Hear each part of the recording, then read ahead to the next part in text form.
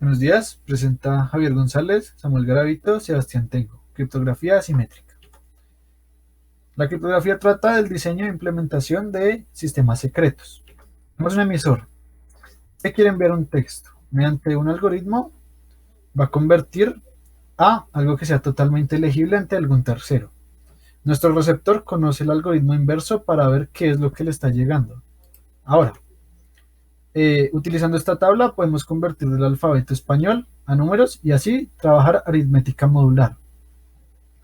Enseguida veremos un algoritmo de cifrado. Va a ser el cifrado exponencial, en el cual utilizamos un primo mayor a 2626 y un entero positivo primo relativo con p-1. El procedimiento a cifrar es el siguiente. Convertimos el texto a bloques de dos letras. Si son impares, agregamos una X. Convertimos a números y reemplazamos en la función p a la de módulo p, también llamada exponenciación modular. Ahora, en el ejemplo el texto va a ser hola amigo. Agregamos una X, porque son 9 letras, y realizamos el emparejamiento. Se sigue convertir a números y reemplazar en p a la de módulo p, donde tomamos p igual a 10.007 y e igual a 111. Estos van a ser el texto que le llega al receptor, totalmente ilegible. Ahora, nos preguntamos por qué p debe ser mayor a 2626. Porque 2626 representa el bloque ZZ. Entonces debe estar en los residuos módulo P. Ahora, para realizar el descifrado, escribimos 1 como combinación lineal de estos dos y suponemos que C es congruente con P a la de módulo P. Elevamos S, reemplazamos teniendo en cuenta esto, observamos que P a la P-1 es congruente con 1 módulo P, y así tenemos que el descifrado se va a realizar análogamente cambiando P a la E por C a la S. Para nuestro ejemplo, S corresponde a 9675. Reemplazando estos números en la función, obtenemos los números previos y pasar a letras es muy fácil. Ahora, lo que sigue es mencionar que el algoritmo de exponenciación modular no solo es utilizado en este cifrado exponencial, sino también en otros como RCA. Esto se puede acelerar teniendo en cuenta la representación en base 2. Elevamos en P y lo que vemos es que se convierte a productos de potencias con exponentes potencias de 2. Para realizar esto observamos que si tenemos P, lo elevamos al cuadrado, tenemos P cuadrado. Elevamos nuevamente, obtenemos P a la 4. Elevamos nuevamente al cuadrado, obtenemos P a la 8 y así sucesivamente. Un ejemplo juguete va a ser 2 a la 9 módulo 19. Nuestra primera potencia es 2. Luego 4. Volvemos a elevar al cuadrado, obtenemos 16, que corresponde a menos 3 en la representación simétrica. Nuevamente, en el siguiente obtenemos 9. P a la 9 es P a la 8 por P a la 1, que corresponde a 18, módulo 19, que es lo mismo que menos 1 en la representación simétrica. Luego, nos preguntamos cómo generalizar el cifrado exponencial. Utilizamos bloques más grandes, n letras, y va a ser necesario un primo que supere a 26 n veces consecutivas para que se preserve el bloque z, z, punto suspensivo z. Luego, como apunte histórico, mencionamos que la criptografía no es algo nuevo. Esta se venía empleando desde hace miles de años. Por ejemplo, Julio César, el presente, se afirma en la historia que reemplazaba cada letra del abecedario por, eh, tres, por la 3 siguiente. En general, esto se puede generalizar a desplazar el abecedario en letras. Sin embargo, esto ya es muy inseguro, porque hay formas muy fáciles de determinar cuánto se desplazó. Los algoritmos previamente mencionados corresponden a cifrados de clave secreta, que vamos a contrarrestar con cifrados de clave pública o criptografía asimétrica. En comparación, se tiene que en la secreta hay clave emisor-receptor, mientras que en la asimétrica se tienen dos claves, una pública y otra privada. La pública se comparte, la privada jamás se comparte. Los usos de clave secreta son cifrar gran volumen de datos y la criptografía simétrica, por otro lado, busca usos de más seguridad. Ahora, en comparación a la velocidad, la simétrica va a ser mucho más rápida. En lo que sigue, únicamente vamos a hablar de clave pública. Para la clave pública, como se mencionó, se tienen dos llaves. Una va a ser compartida con todo el que quiera transmitir información hacia el receptor y la otra únicamente la debe tener él. Las funciones que se van a utilizar en clave pública van a ser funciones cuyo camino de ida es bien fácil, pero el camino de vuelta no se tiene ni idea cómo emplear. Ahora hablaremos del mecanismo de seguridad de los algoritmos de cifrado. Existen varios algoritmos los cuales son empleados para llevar a cabo el cifrado de cierta información privada. Todos ellos se rigen bajo el mismo principio, lograr una seguridad efectiva y robusta. Pero ¿cómo alcanzar este objetivo? ¿Cómo lograr este fin? Bueno, al momento de desarrollar un algoritmo, siempre se buscan este tipo de funciones, las funciones de un solo camino o funciones irreversibles. Formalmente, estas se definen como funciones cuyo cálculo de la dirección directa sea computacionalmente sencillo, pero el de la inversa sea computacionalmente inviable. Como pueden ver en el diagrama de la izquierda, el camino directo de la función es corto y sencillo, pero el camino de vuelta, el camino de la inversa, es largo y complejo. En pocas palabras, se buscan funciones las cuales para quien realice el cifrado sea muy fácil y sencillo, pero para quien trate de perpetrar y burlarlo sea muy complejo. Encontrar este tipo de funciones no es una tarea sencilla. Es por esto que se debe introducir otro tipo de función, el cual llamaremos función trampa, con el ligero cambio de que el camino de venida es sencillo sí y solo sí, se conoce un valor t determinado y específico.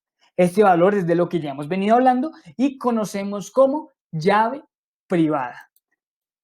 Ya entrando con los algoritmos de cifrado, reuniendo todos los más efectivos y prácticos desarrollados hasta el día de hoy, podemos dividirlos en tres grandes ramas, tres familias. Primero, el esquema de factorización de enteros, o el F. Segundo, el esquema de logaritmos discretos, o el LD.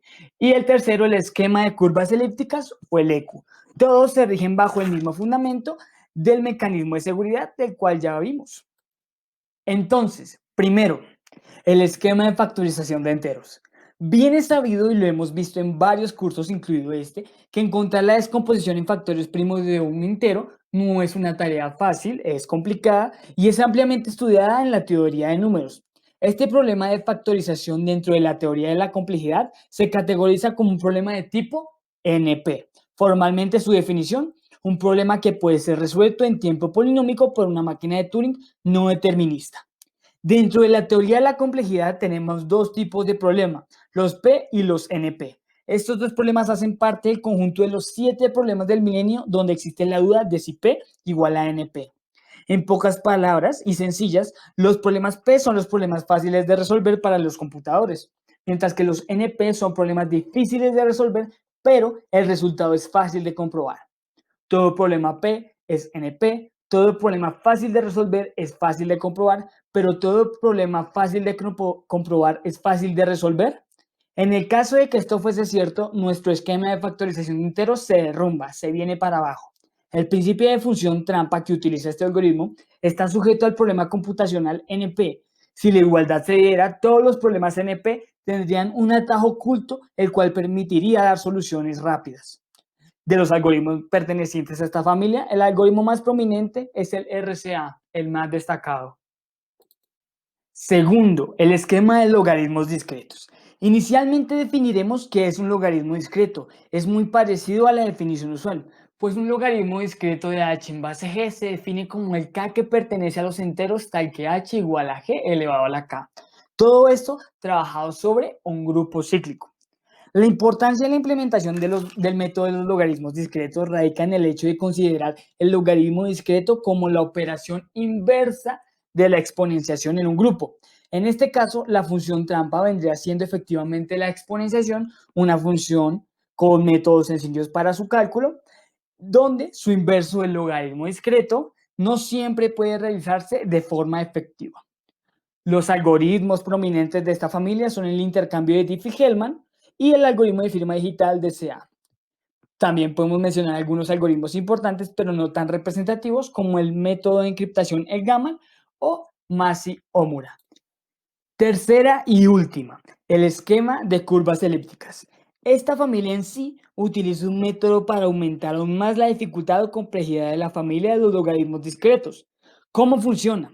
Bueno, como su nombre lo indica, trabaja con curvas elípticas, pero no con cualquier curva elíptica.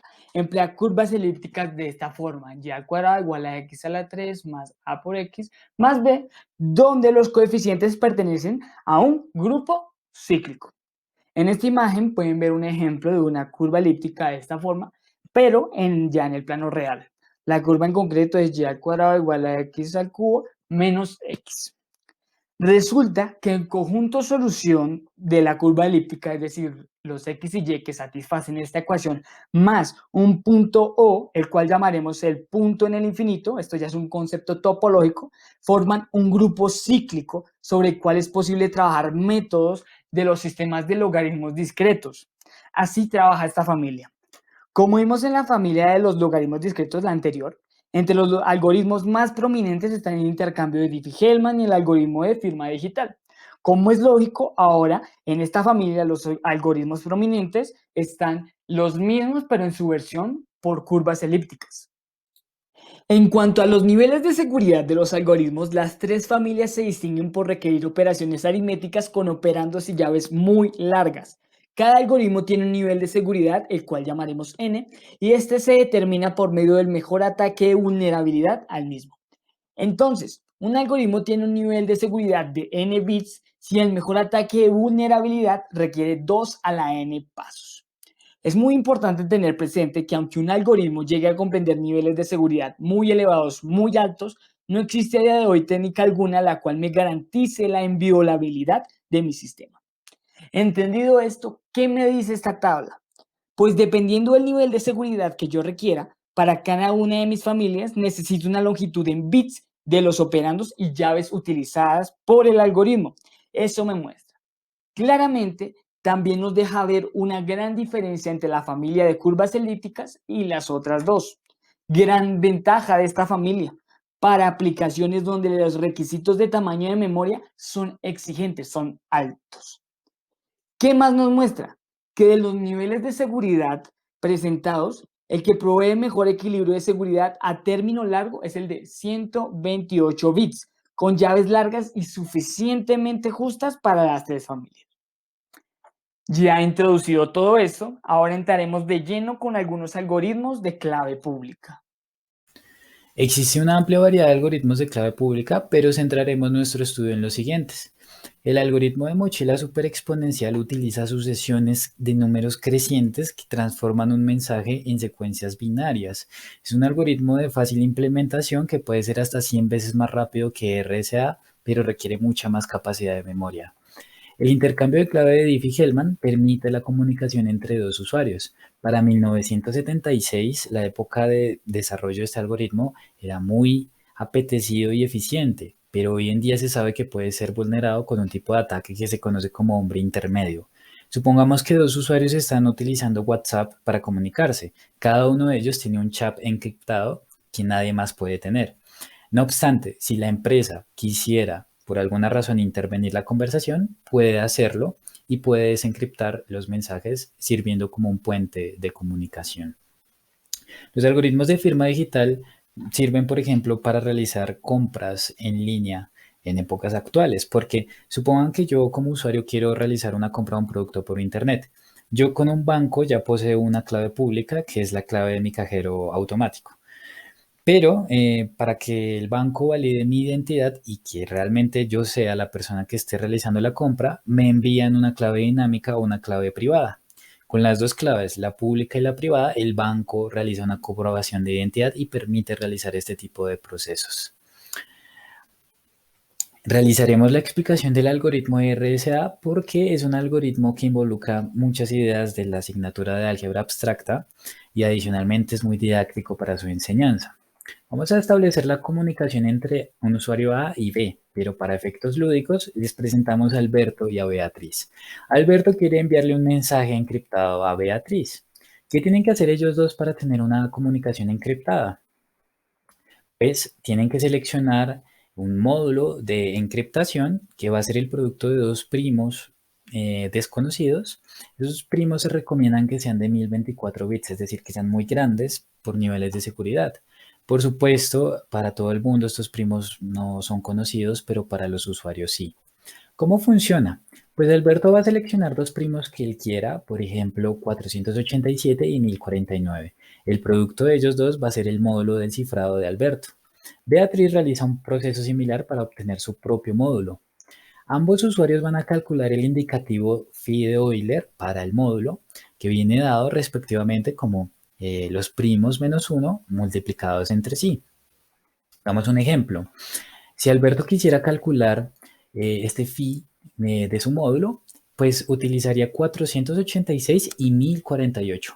Al realizar la multiplicación, obtiene el número y Beatriz también. Son números muy grandes, secretos, que serían los números trampa. Sabiendo ya cómo calcular este phi de n y la naturaleza de sus módulos de cifrado, procedemos a la escogencia de una clave pública. La clave pública tiene que estar entre 1 y phi de n. Adicionalmente, para garantizar la existencia del inverso multiplicativo, es decir, un módulo de descifrado o un inverso de clave privada para la clave pública, pues se tiene que satisfacer que la clave pública y phi de n sean primos relativos.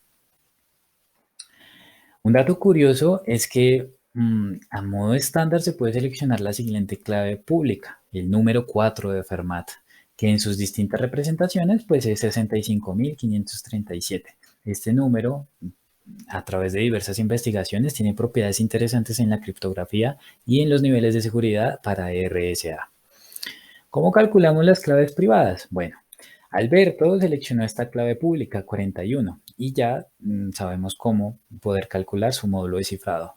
Beatriz seleccionó una clave privada pública de 53 y ahora vamos a utilizar el algoritmo extendido de Euclides. Para calcular sus claves privadas, pues utilizamos el inverso entre la clave pública y este phi de n sub a, que ya sabemos cómo calcularlo teniendo n sub a. Y a través del algoritmo de Euclides, pues encontramos las dos claves privadas para los usuarios. ¿Qué terminan compartiendo ellos al mundo? Pues básicamente Alberto y Beatriz pueden compartir sus claves públicas y los cuerpos o módulos del cifrado, pero ellos van a guardar, por supuesto, sus claves privadas y también podrían guardar los primos que escogieron, porque pueden acelerar los procesos de descifrado utilizando el teorema chino del residuo. Ahora Alberto quiere enviarle el siguiente mensaje a Beatriz, pero quiere encriptarlo. 1, 2, 3, 4. En RSA se recomienda que se utilicen números como mensajes, por ejemplo, una coordenada de GPS, un número telefónico, y no tanto cadenas de texto, ya que existen algoritmos mucho más eficientes para cadenas de texto. Entonces, sabemos calcular su clave privada, escogemos una clave pública y tenemos un módulo de cifrado para cada uno de los usuarios.